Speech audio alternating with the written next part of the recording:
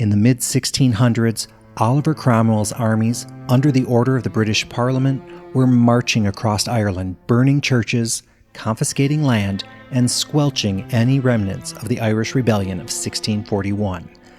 History paints a brutal portrait of Cromwell's forces terrorizing the Irish people, with Catholic priests and friars being killed as combatants, and parishioners who sought refuge in churches being burned alive as the troops lit roofs on fire. It's a harrowing period in Irish history. As word of Cromwell's frightful massacre at Drogheda swept across Ireland, villages like Kilcormac, in the center of the island, feared they would be next. You see, Kilcormac was a Catholic pilgrimage site. Worshippers made their way to town to view its intricately carved Pietà, a statue similar to Michelangelo's masterpiece depicting Christ in the arms of his mother after being taken down from the cross. Kilcormac's Pietà was crafted from a single piece of oak, dating to the early 1500s. Tradition suggests a local woman brought it from Spain and presented it to the Carmelite church in the area. In 1548, the British had suppressed and burned the monastery at Kilcormac, and when they headed toward the church holding the Pietà, the locals fought a bloody but victorious battle to save the holy statue.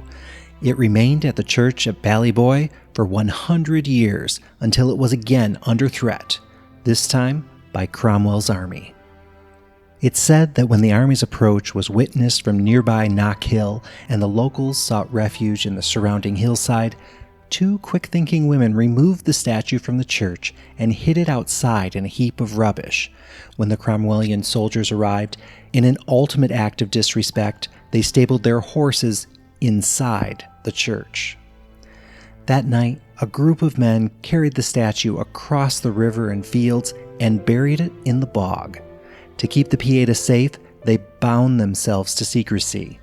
After 60 years, all but one of the men had died, and none of them breathed the word of the location.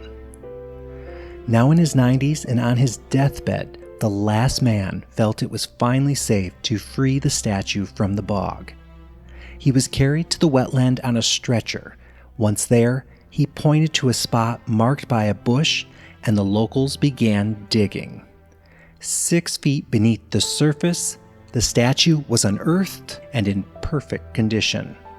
Now, normally a piece of wood buried in wet soil would not survive long, but the lack of oxygen in the boggy peat famously preserves wood, butter, and even bodies. Kilcormac almost lost their Pietà one more time when the local parish priest brought it with him when he transferred to nearby Borrisacane. But the locals retrieved their Pietà, and today it's on display in the side chapel in the Church of the Nativity of the Blessed Virgin Mary in Kilcormac.